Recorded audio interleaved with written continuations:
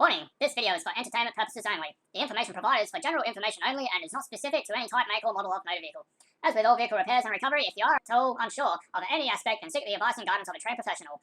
Incorrect application of tools or ancillaries can lead to injury or death to either yourself, others, or damage to property. When handling batteries, ensure to use correct protective equipment and be certain of correct polarity of electrical connections to avoid damage to the vehicle electrical system, causing fires or exposing yourself to electrical shock.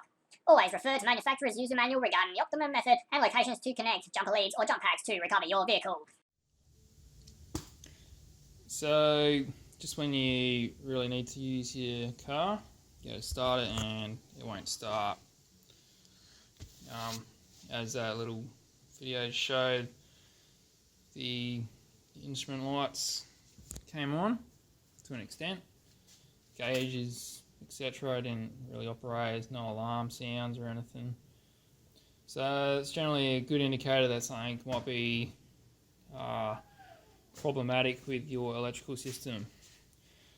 The main cause of that is a problem with your source, which is the battery. So first thing to do is check that your battery terminal connections are secured on the terminals of the battery. So check your negatives, make sure they're tight, not moving around, check your nuts. Also check for any corrosion between the actual clamp and the post of the batteries. And do the same positive. Next is your check secured, how secure your battery is. So in this instance, the battery's held in place with a strap. It's not going anywhere. Some people would argue put the strap down in under there, under the handle, but there's no real need for it. So if you do come across issues with starting your vehicle, then more often than not, you will probably need to get your vehicle jump started. So good bit of advice is always have a set of jumper leads, like these ones, sitting in the boot of your vehicle, along with some basic tools as well, so you're able to recover your vehicle with jump starting it. So with your batteries, make sure you got your two vehicles close enough so that you're able to connect with the jumper leads right there. Yep, so what we're going to do now is just connect up the jumper leads to the vehicle. So start with a good battery, work your way from the positive, same cable, across to the positive on the other vehicle. And from the bad battery, work negative, over negative, or if there's a good earth point on the engine, then you can earth out onto your engine as well. The vehicle, bang the keys in.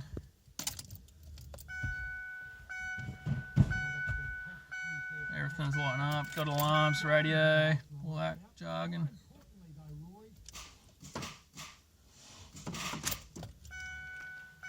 So, that happens. So with that, indicates that there's not quite enough charge being going through the batteries, through the battery connections. So the next step is, if you can't start it like that, is to progress to having the donor vehicle running its engine.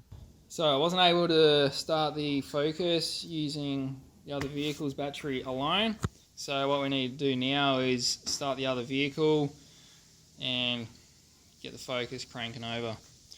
So what you do is reverse sequence, so disconnect your batteries, that way it gives the opportunity for the other vehicle to start. So starting with your good battery, negative off, positive off, and also other positive.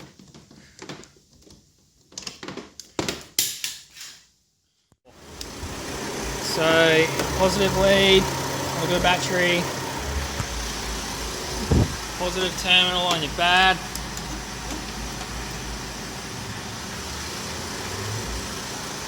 negative lead on your bad battery.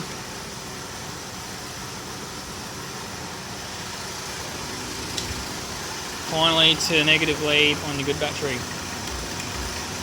Once that's all connected up, once this vehicle's been running for a while, you let this sit for a few minutes. That'll draw some current into this battery, which makes starting it a lot easier. Battery's connected up, the other vehicle's running.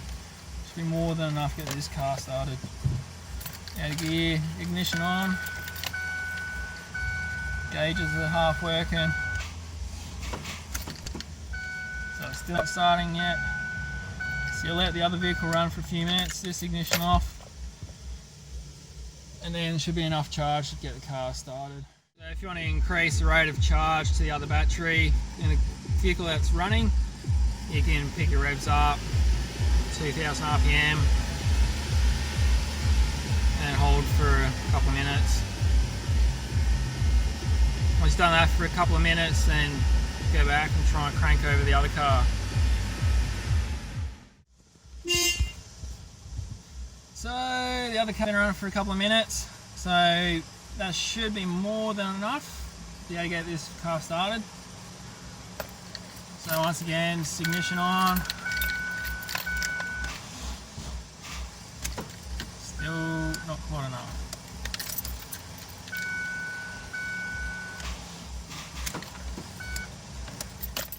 So yeah, it's been running for a couple of minutes. So we'll try again. Ignition on. Lights and alarms are all sounding off, gauges moving.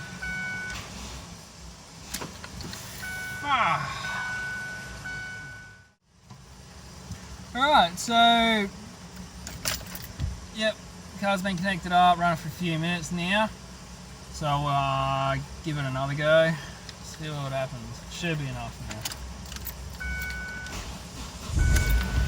There you go. So we managed to get the vehicle started. With the difficulty of this vehicle, it obviously showed that there is some significant issues with the battery. So generally, if your car starts pretty much straight away, then generally you might just have a low battery, left your lights on or something. If it takes quite a lot of time to get the vehicle started, then there could be issues with your battery. So once your vehicle's been jump started, take it home or to the workshop and get your battery tested. They'll do a load test on it to check the cold cranking amps if it has enough, and also see if the battery is holding charge. If it doesn't hold charge or cold cranking amps is way too low, then it's recommended you replace your battery. If your battery does turn out to be fine, then it's probably an issue with your charging system on your vehicle. So it might be an idea to get your alternator tested, check out what your charging volts are, and then if there's any more issues, then move on to those. If you enjoyed the content provided in today's video, then feel free to leave a comment down below. Or if you want to see more videos like this, then you can click subscribe, and yeah, hopefully I can bring you some more videos which might help you out with any issues.